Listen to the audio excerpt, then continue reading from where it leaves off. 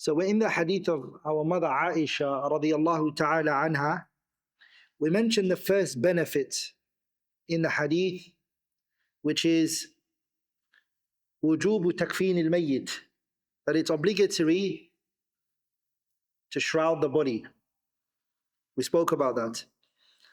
We then mentioned that the sunnah when it comes to shrouding the body is for the man 3 cloths. And the bare minimum is what? 1, to cover the entire body unless he's what? A muhrim. A muhrim, we don't cover his face, we have to let his face show. And some of the scholars, they mention it's not good to do more than 3 because it can fall into israf, and it also goes against the best form is that which was done for the Messenger sallallahu alaihi wasallam, and the cloth that was shrouded with him was how many? 3. Then the best man that walked on this earth was 3. There's no need for you to make it more than 3. The third benefit, inshallah ta'ala, I want to share from the hadith is a man, the shroud that is used for him, it should not be with hands. أنه لا يكفن الرجل في القميص, that you should not shroud a man with a cloth that has hands. You shouldn't. Because of the narration, what does it say? ليس فيها قميص. It says that there was no hands that came out. ولذلك الإمام البخاري, that's what he chapters in his Sahih. Imam al-Bukhari in his Sahih, he chaptered and he said, Babu al-kafni, ama babu al-kafani bighayri qamisin. Babu al-kafani bighayri qamisin. Shrouding without bringing out the hands. Like in the Hanafiya go against this. The Hanafiya, they go against this and they say no. The hands can come out. Actually, they said it's preferable. It's mustahab that the qamis is used to shroud the person. And they use the hadith of Ibn Abbas radiyallahu ta'ala anhuma, anna Rasulullah sallallahu alayhi wa sallam, that the Messenger sallallahu alayhi wa sallam, he was shrouded, كفن في 3 أثواب. He was shrouded with what? 3 thobes. في قميصه الذي مات فيه. And he mentions with the qamis that he died with, that he was wearing sallallahu alayhi wa sallam. وحلة نجرانية, and he was wearing a what? حلة نجرانية. And this hadith, that the scholars responded to it, and they said this hadith of Ibn Abbas is ضعيف. Yazid ibn Abi Yazid, Ama Yazid ibn Abi Ziyad is in the chain. في سنده راو اسمه يزيد ibn Abi Ziyad. And Yazid ibn Abi Ziyad, Al-Imam al-Nawawi says مجمع على ضعفه. All of the ulama agree that he's weak. He's weak, he says. مجمع على ضعف يزيد ابن أبي زياد. مجمع. Some scholars, they say تغير في أواخر حياته. He started to mix up in the later stages of his life. That's why. Then this hadith is not Sahih, Ibn Abbas. The fourth benefit that we take from this is it is recommended to make the shroud white. The shroud that is used, it is recommended استحباب أن يكون التكفين بالبياض. استحباب, that is recommended أن يكون التكفين, that the shroud is what? بالأبيض, that is white. And this is a consensus that is recommended. حكي الإجماع على هذا. The scholars, they transmitted a what? A consensus on this issue. Consensus. Ijma'. That is recommended. And then Imam al-Nawawi mentions it in his Sharh Sahih Muslim by Ijma'. And he uses the hadith where the Prophet sallallahu alayhi wa sallam, he said, "Ilbasu min thiyabikum al-bayad." Wear from your clothes white. وَكَفِّنُوا فِيهَا مَوْتَاكُمْ. And shroud your what? Dead with the white. So while you're alive, white is good. And it's wear more the white.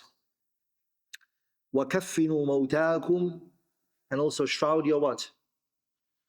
Your deads with it.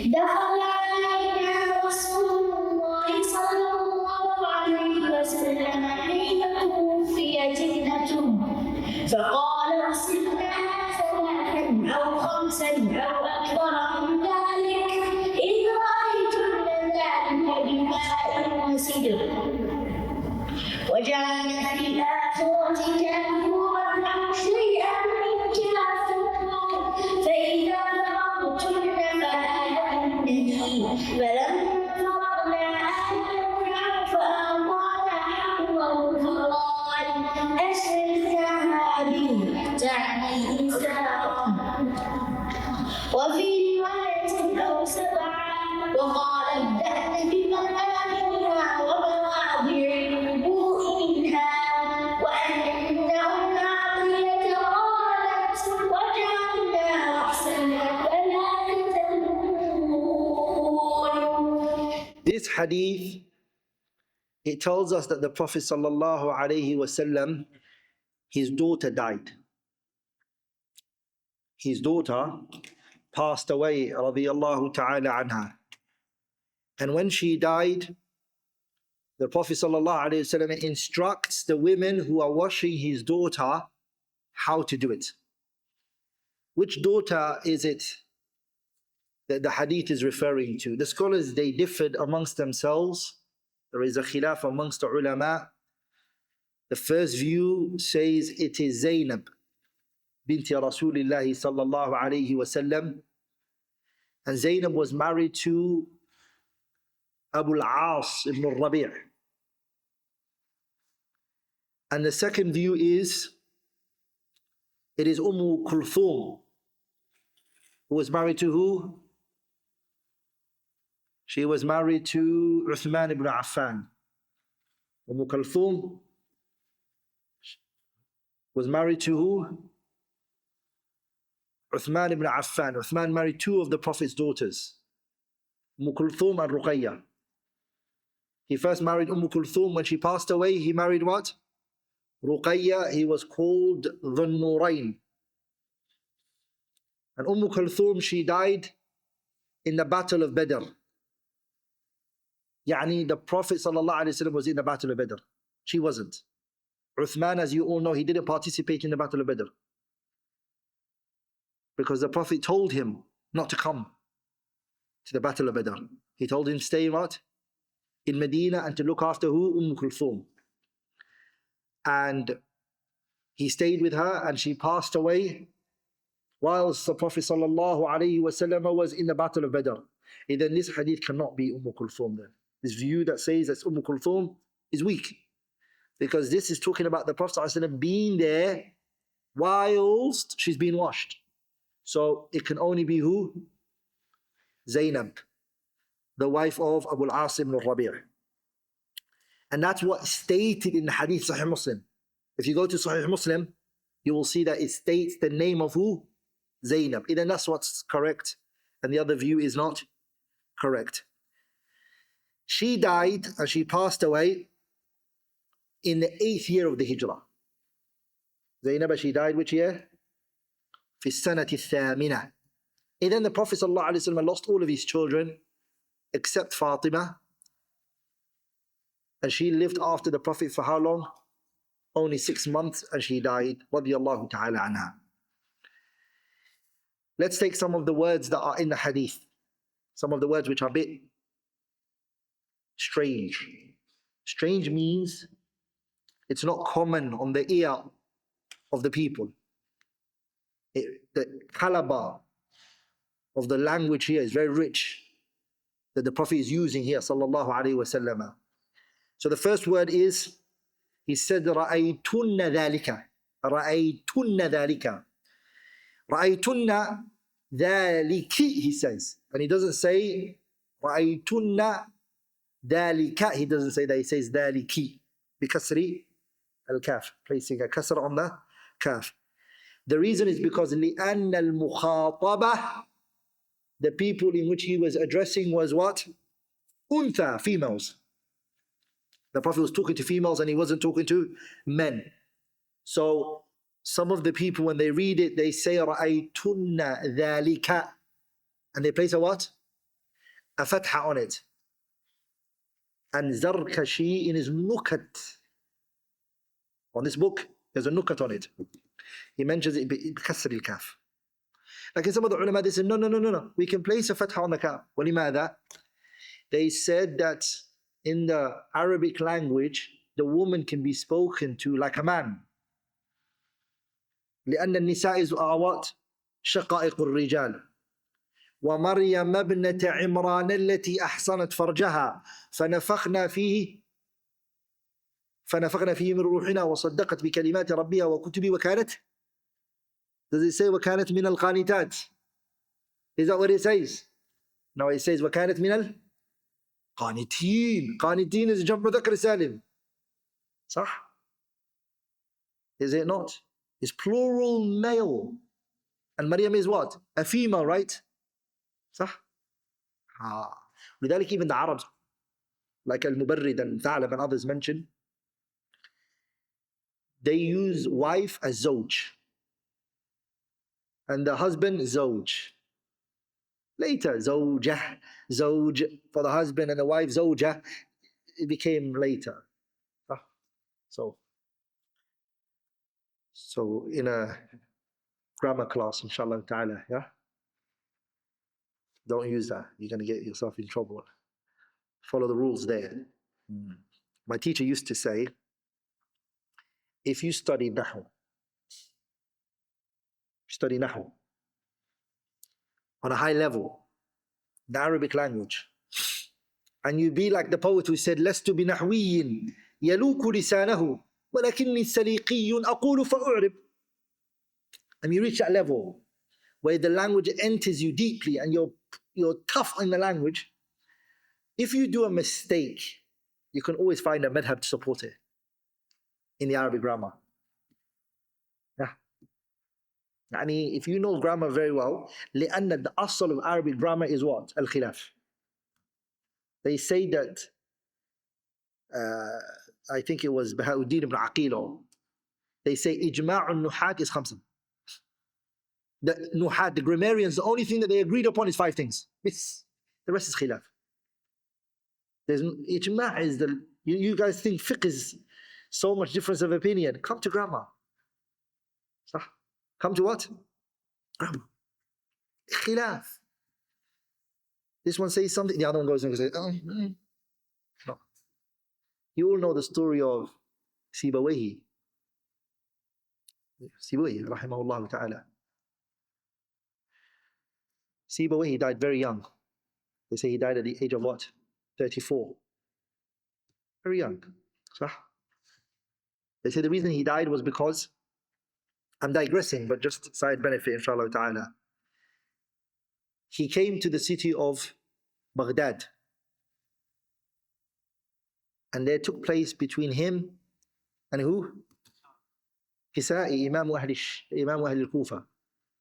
Shatibi says, وَأَمَّا عَلِيٌّ فَالْكِسَائِيُّ نَعْتُهُ لِمَا كَانَ فِي الْإِحْرَامِ فِيهِ تَسَرْبَلًا. The reason Imam al-Kisa'i was called Kisa'i is because he did Hajj or Umrah with his what? Cloak. He didn't wear ihram because he didn't have it. Imam al-Kisa'i.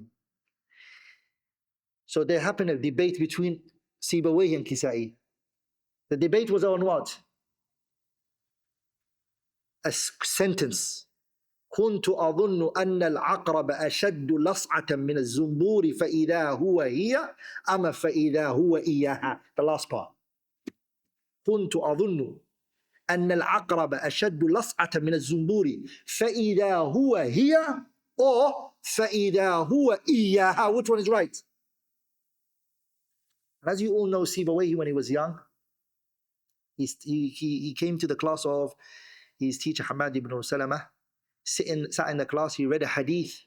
When he read the hadith, Sibawayhi, his teacher Hamad ibn Salama said to him, Lahanta ya Farisi. Lahanta means you have spoken grammatically wrong. Sibawayhi got up. He said, Sa'atlubu ilman la yulahinuni fihi ahad. I'm going to go and learn a language no one is ever going to say to me, Lahanta ya Farisi. You spoke grammatically wrong. So Sibawayhi went and he met Khalil ibn Ahmad al-Farahidi and he studied with him and he went, mashallah, sought knowledge. So now he's coming to Kisa'i. He doesn't want to hear the word Lahanta ya Farisi again. He worked on himself. He spent his life just learning the Arabic grammar. So when Sibawayhi, that question he was asked, he said, فَإِذَا هُوَ هِيَ is right. مبتدأ خبر. فإذا هو هي. Kisa'i said, لحنت أما أخطأت. You did a mistake. Why? He said you can say both. فإذا هو هي and فإذا هو إياها. If you say فإذا هو إياها, it creates يعني محذوفات, things that are omitted from the sentence, إشكالات. And actually, Sibawayhi is supported by the Quran. The Quran, the way that it does, the fa al-fujaiyya, this is the ishkal now in grammar. This fa, what comes after is a mubtada and a khabar. That's what the Quran does. Are we all together? It's a jumla ismiyya, not a jumla fi'liyya after it. So Kisa'i, when he said that to Sibawayhi, whose land and whose hub and whose backyard is Sibawayhi in? Kisa'i's land. Kisa'i is the teacher of the kids of Harun al-Rashid. Harun al-Rashid is the Amir al-Mu'mineen. Who's teaching his children and disciplining his children? Kisa'i.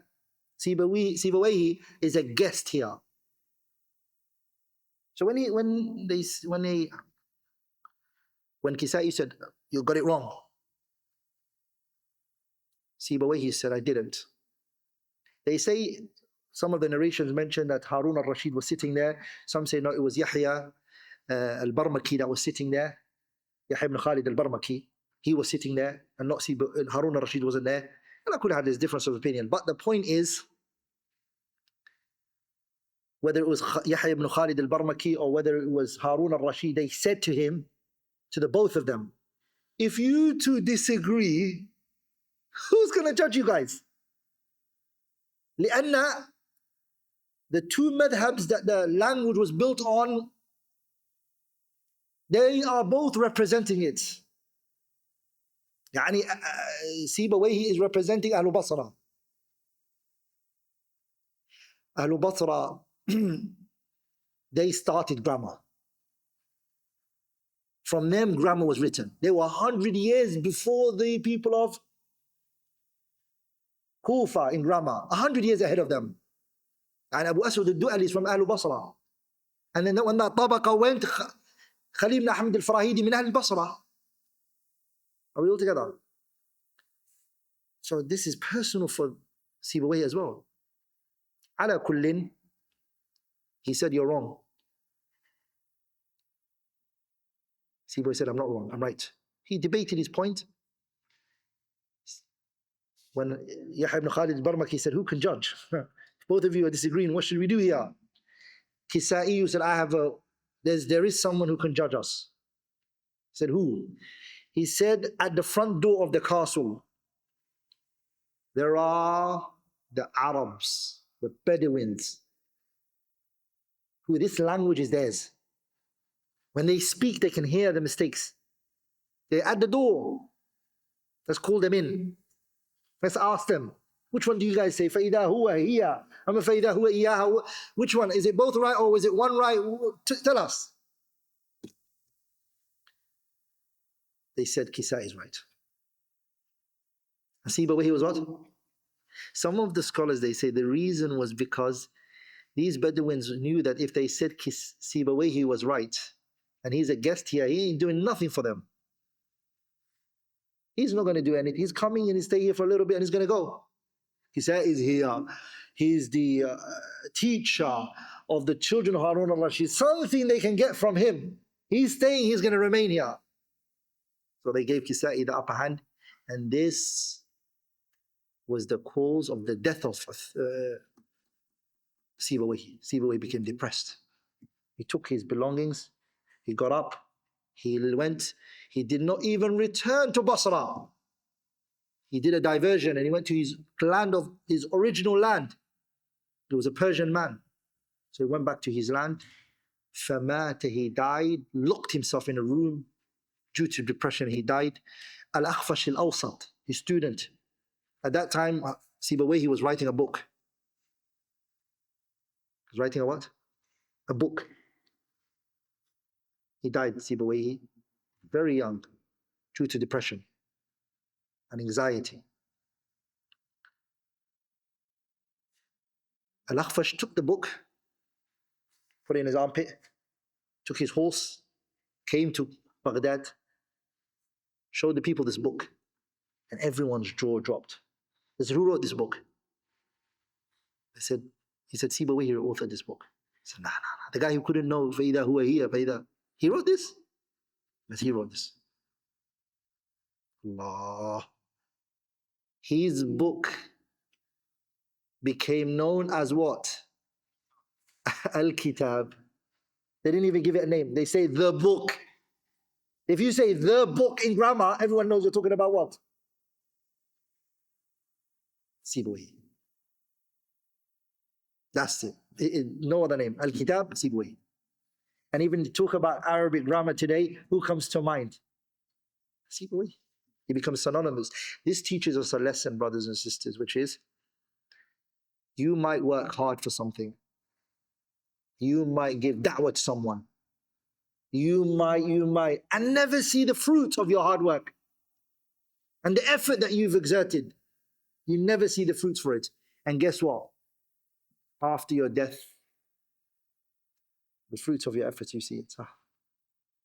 It might settle in the people's hearts. Nabi Muhammad, when he died, alayhi salatu wasalam, the people that followed him and the few people that are following him today, are they the same number? See? His religion spread even. Actually, the Prophet ﷺ, when he was on his deathbed, when he died, Islam didn't even fully reach the entire Arabian Peninsula. Alayhi salatu wasalam. And now, look at it. Countries are Muslims.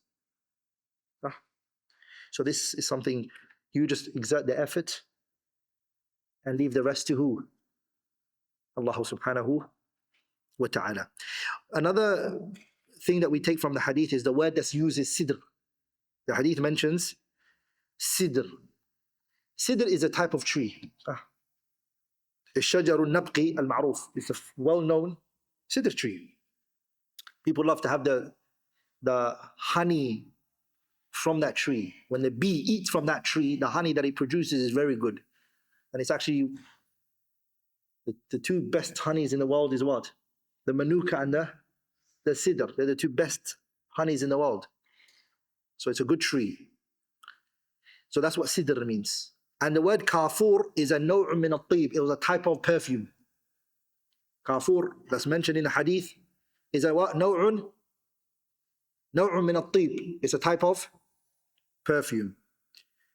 The Prophet also said, another word in the hadith says, آذِنَّنِي بتشديد النون الأول. آذِنَّني means what? It means أعلمنني. It means notify me. Notify me. It means أعلمنني. Okay? Another word that's in the hadith, which is the word hiqwa. Hiqwa is mentioned in the hadith, the word. And the word al-hiqwa, what does it mean? يعني بفتح الحاء. الحقوة or a kasra. Al-hiqwa or al-haqwa, both you can say, is the izar. Arabs, they call the waist hiqwa, صح? So whatever's worn from the bottom is called a what? Al-hiqwa or a al-haqwa bil-fathi wal-kasri. It means the izar. You know what an izar is, right? Yeah? The one that you wear like the ihram at the bottom. Not these trousers, huh? Izar is what? Lungi, huh? You guys call it lungi? Yeah? That's it. That's it, izar. Ash'irnaha iyah. The word says ash'irnaha iyah. Ash'irnaha, the word shi'ar. You hear this word shi'ar, right? The word shi'ar in the Arabic language actually means ma yali al-jasad. Is the t-shirt that you wear that's the closest to your skin. Shi'ar actually comes from that meaning. Remember when the Prophet ﷺ, he said, Al-ansaru shi'ar wal-nasu dithar. Shi'ar means what? Ansar are very close to me. They are like when you wear clothes on top, that's called a dithar. And the clothes that you wear under, which comes to contact to your skin, the t-shirt, for example, that you wear under, is called a shi'ar. Bimayaminiha. The word mayamin, it comes from maymana. Maymana. Bimayaminiha. Maymana, it means the right. It means al-yamin, the right side. The word the Prophet here used, it means the right side. Now let's go over the benefits that we take from the hadith. We mentioned the key words that are in there, which are strange. I gave you the meaning of it. Now let's take the fiqh of the hadith. The hadith shows us that it is permissible to wash the dead body. It shows us mashru'iyyatu ghasl al-mayyit, that it's legislated to wash the dead body. If somebody asks you in Islam, are you allowed to wash the dead body? You can give them this narration. And the majority of the scholars, they mention it's fardu kifaya. It's a communal obligation. What does a communal obligation mean? In Islam, there is individual obligation and there's a communal obligation. An individual obligation, which is fardu ayn, means every single body has to do it for themselves. I can't take it for you. Dhuhr, Asr, Maghrib, Isha, it's fardu ayn. But there are things which are fardu kifaya. Fardu kifaya means communal obligation. A communal obligation means what? إِذَا قَامَ بِهِ بَعْض سَقَطَ الْإِثْمُ عَنِ الْبَاقِينَ. If a group of people stand up to do it, the rest, they don't have to do it. It's a communal obligation. Meaning, if a group of people do it, the rest, they don't have to do it. They don't have to do it. But if everyone leaves it, everyone sins. Everyone sins. This is called fardu kifaya. Then it's a fardu kifaya to wash the dead body. There has to be a group of people who do it. It's a right that the Muslim has on another Muslim. The second benefit that we take from this hadith is a woman should be washed by a woman. So the second benefit that we take from the hadith, أن المرأة يتولى تكفينها النساء. A woman dies and she passes away. Who's it going to take over? Who's going to take over her washing? Women. Women, or a woman should. No man is allowed to wash a woman, even if he is her mahram, like her father, her brother, her uncles. All of these are her maharim, right? They are not allowed to take the washing of any woman except the husband. He's an exception. Even that's disputed, the permissibility of it. The woman is ijma', consensus that she can wash her husband. That's a consensus. There is a khilaf if the husband can wash his wife. I will come to that, inshallah ta'ala. But it's unanimously agreed upon that the woman cannot be washed by her other maharim, her brother, her uncles, maternal, paternal, her father. All of these are mahrams, but they can't wash her. And other women have to do it. And the Prophet ﷺ, his own daughter, he didn't wash her. He's instructing who? He's instructing the women to do it. He's telling them how to do it. Okay? When is the woman allowed to be washed by a man? They say if she's less than 7 years old. If she's 6, 5, she's 7, she's less than 7. So she's 6, 5, 4, 3, a man can wash her. Okay? Anything older than 7 is haram. But even this time that we live in, في وقت fitan, trials and fitan, and people's tabi'ah and their nature has become messed up. Yeah? A woman should take over the responsibility. Scholars, when they're talking about these issues, the environment that they're talking about, yeah, is Islam and Iman governing everything, sah? Every time we're hearing crazy stories, shocking things that shock our minds, that we think to ourselves, how can this even happen? Yeah, cases where a young lady, a young girl, the Quran teacher harming her. These are things that are, وَلِلْأَسَفِ الشَّدِيدِ, may Allah protect us and protect our loved ones. So, when the scholars are talking about these issues, what do we need to understand? The environment, the situation that they're talking about. At a time like this, where things have become very messed up, protect your children and your loved ones. Let only the women wash it. As I said to you, the wife and the husband is disputed if he can wash his wife. Like in the strongest opinion is that he can, because of the Sahabas. Ali ibn Abi Talib, he was washing his wife Fatima, he washed her. Asma bint Umays, she said, غسلت أنا وعلي فاطمة. Me and Ali were both washing Fatima. Asma bint Umays. Who is Asma bint Umays? She was a wife of who? Abu Bakr. Sah? Who was married to her before Abu Bakr? Ja'far ibn Abi Talib. Are we all together? Ja'far was married to her. When Ja'far died, who got married to her? After that, Abu Bakr. She wasn't the mother of Aisha. She wasn't. She was the stepmother, right? Yeah? Stepmother of Aisha radiallahu anha. She and Ali ibn Abi Talib, Asma bint Umays I'm talking about, and Fatima, both of them were what? Sorry, Ali ibn Abi Talib and Asma bint Umays were both washing who? The wife of the daughter of the Prophet sallallahu alaihi wasallam, Fatima radiyallahu ta'ala anha. So this shows you the permissibility of the husband washing his wife. The Sahabas did it, and none of the Sahabas objected to this action of Ali ibn Abi Talib and what he did. What about how many times should the person be washed?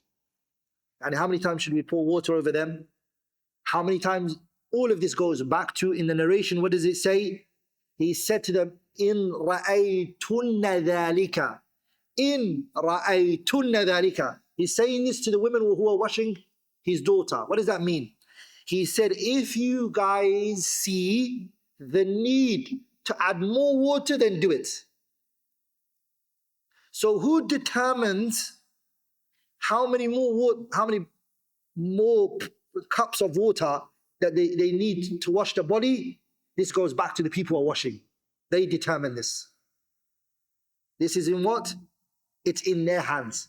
The Prophet didn't say, wash each part of the body 3 times or 4 times or 5 times. He didn't say that. He said, however you see the ghasalat, whatever amount that you guys want, it's up to you guys. وَلِذَلِكَ Ibn al-Mundhir said, إِنَّمَا فَوَّضَ الْأَمْرَ إِلَيْهِنَّ بِالشَّرْطِ الْمَذْكُورِ وَهُوَ الْإِيتَارِ. There has to be the need. because of the body, the waste and what's in it, and they can tell. These are experts when they're washing it. So the washing goes back to them. Also, another thing that we take from this hadith is when you're washing the body, what are the things that you should be using? A sidr and a what? A kafur. And then today, can we use shampoo and all of these liquids that we have? Huh? Of course we can. So then washing the body with these things that we have. Kafur, first of all, is a perfume to replace the hair with shampoo and all of that, to wash it. It's permissible, it's allowed. Huh? Because water is not enough for the hair. Are we all together? So the hair, the beard for the men, and all of that, it should be used for what? Shampoo and things like that. Also using soap and all these detergents or whatever is needed to clean the person. It's good because the person should smell nice. When should the perfume be used? Or the oud, the kafur? When should it be used? At the ending. After washing the body, cleaning the body, everything, that's when it should be placed on the person. So it's the last thing that smells from the person. Okay? Because what it does is when it's the last thing, by the way, there's a certain type of oud that they use, strong oud. If you take it to the experts, they will use this oud, a strong form. It gets rid of, it pushes away. It smells nice, but it also gets rid of any bugs or flies or things like that, insects coming. They don't like the smell. They don't like the smell. So it should be the last thing. If you use it, water after that, then you get rid of it. So make it the last thing. Another thing that the hadith shows us is the wife can be shrouded with a cloth that is owned by the man. That's what the Prophet did here. What did he say? He said, فَأَعْطَانَا حِقْوَةً. The messenger gave us a what? His izar. The bottom izar that he used to wear from the bottom. He gave us that, sallallahu alayhi wasallam. And he told us to place this on her skin. That's what the word shi'ar I was mentioning. Meaning, my daughter, let the thing that's closest to her body be what? The cloth that the Prophet ﷺ was wearing. And this is Ibn Battal, he mentions a consensus that it's permissible for the husband to give his cloth and say, look, I want my wife to be wearing this izar or this cloth of mine. I want her to have it. It is permissible and it's allowed, and that's what the Prophet did. Sallallahu alayhi wasallam. Another benefit that we take from the hadith is women. What should be done?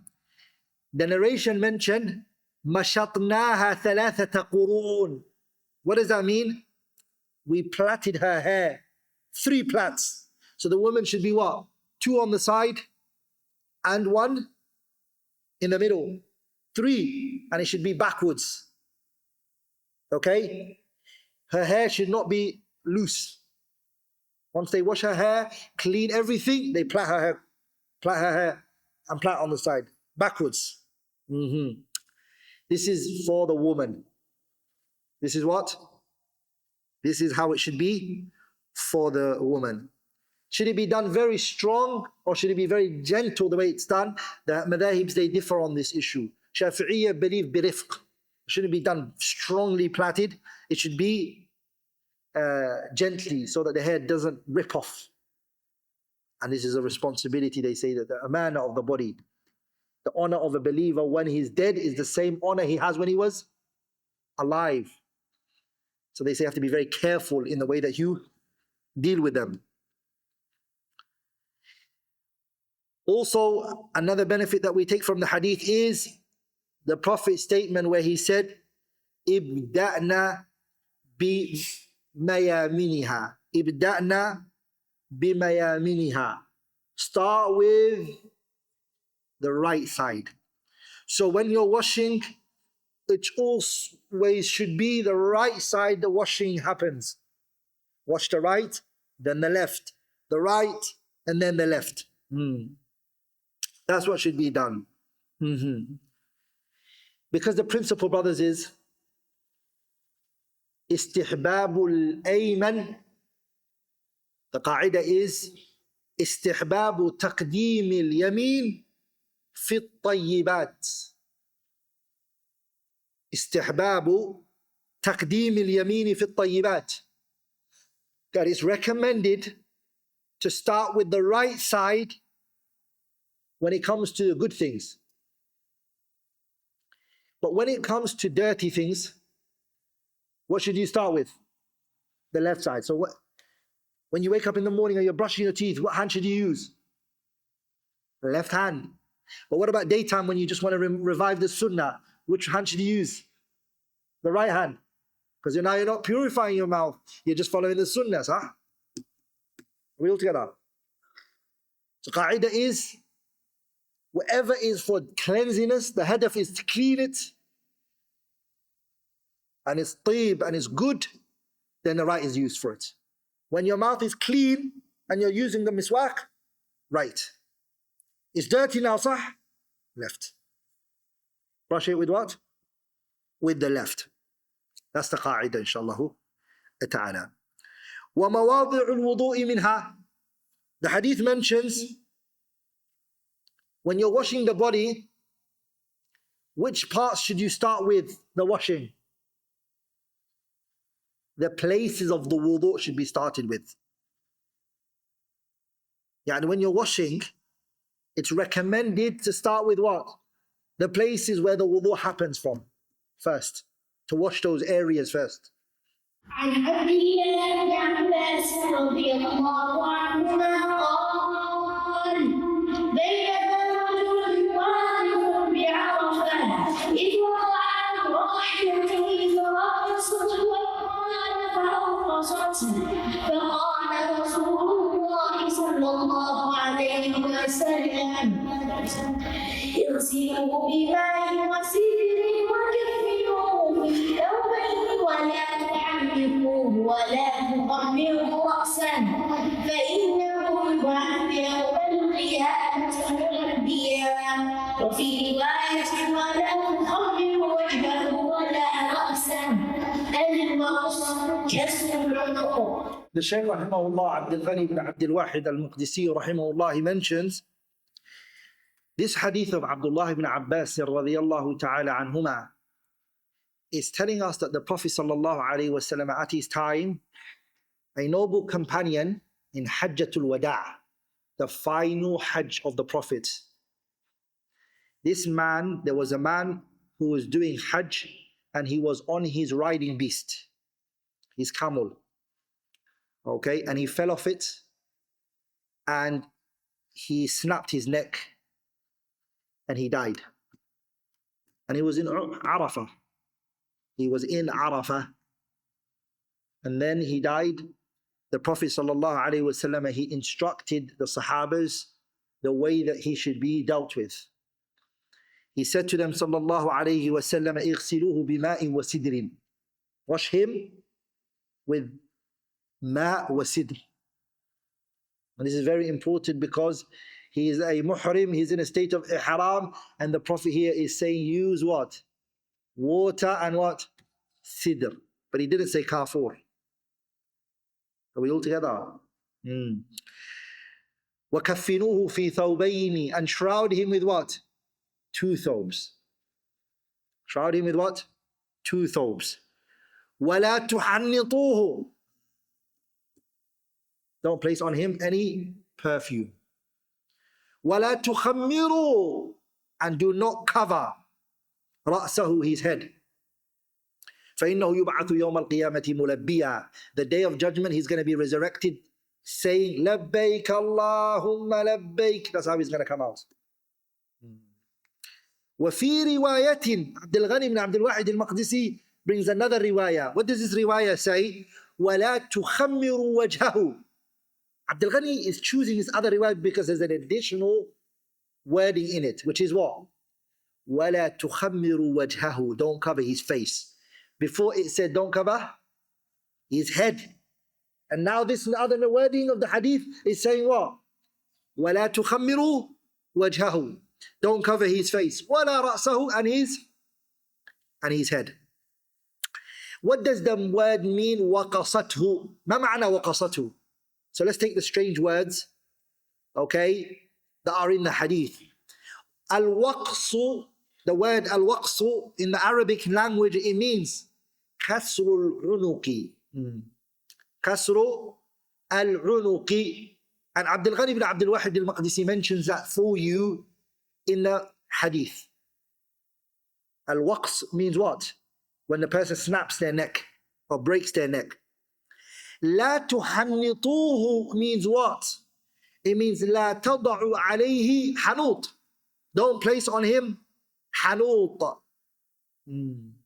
Some of the scholars, they say hanut wa yuqalu hinat. You can also say a hinat. And it's a akhlaqun min tibin. It's a mixture of perfumes.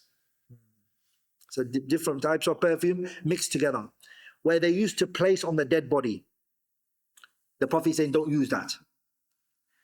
Also the hadith mentions, La tukhammiru ra'sahu. Don't cover his head. The reason why the Prophet is saying, don't place perfume on him, don't cover his head, is because the person who's in a state of umrah should not get what? He should not cover his head, right? And you're not allowed to use perfume, are you? You're not allowed to. So the Prophet ﷺ wants this person to be in the state that they were in and die in that way. And die what? In that way. Let's take some benefits from this hadith. And there's masail in the hadith. فيه دليل. This hadith is an evidence على بقاء حكم الإحرام في حق من مات وعليه إحرامه.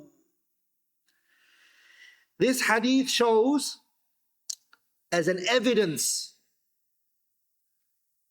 على بقاء حكم الإحرام, that the state of ihram remains for this individual في حق من مات وعليه إحرامه. The one who dies and doing umrah or hajj, he still is treated like a muhrim, and we should not take him out of that state. And the evidence for that is وَلَا تُخَمِّرُوا رَأْسَهُ. We want him to remain in his state. وَلَا تُحَنِّطُوهُ. Don't place any perfume, any scent or fragrance on him, because we want him to stay in his state. And the hadith even makes it more clear. فَإِنَّهُ يُبْعَثُ يَوْمَ الْقِيَامَةِ مُلَبِّيًا. He will be resurrected the day of judgment doing the talbiyah. This wording of the hadith says, فَإِنَّ اللَّهَ يَبْعَثُهُ يَوْمَ الْقِيَامَةِ مُلَبِّيًا. Allah is going to resurrect him the day of judgment in a state of talbiyah. لَبَّيْكَ اللَّهُمَّ is going to be saying. And this is what the ulama take from the hadith of the Prophet ﷺ, which is مَنْ عَمِلَ شَيْئًا. Anyone who does something, مَاتَ عَلَيْهِ, he will die upon that thing. And وَمَنْ مَاتَ عَلَى شَيْءٍ, and anyone who dies doing something, he will be resurrected the day of judgment doing that thing. If you would engage in righteous deeds, you're going to be resurrected engaged in that righteous deed the day of judgment. Here, Ibn Daqiq al-Eid mentions a very beneficial point. Ibn Attar also mentions it in his Kitab al-Udda ala Sharh al-Umda. And Nawawi also mentions it as well, which is وَهَذَا, when they came فَإِنَّهُ يُبْعَثُ يَوْمَ الْقِيَامَةِ مُلَبِّيًا, they said وَهَذَا لِيَكُونَ ذَلِكَ عَلَامَةً لِحَجِّهِ, عَلَامَةً لِحَجِّهِ. So this can be a sign for his hajj. وَدَلَالَةً عَلَى فَضْلِيَّتِهِ, and an evidence of this man's virtue. كما يجيء الشهيد يوم القيامة وأوداجه تشخب دما. Just like the martyr who was fighting in the cause of Allah will come the day of judgment and the blood is gushing from his body. We'll carry on after the prayer. There's so much masail to take from this hadith. So inshallah, ba'da salah, سنكمل إن شاء الله تعالى.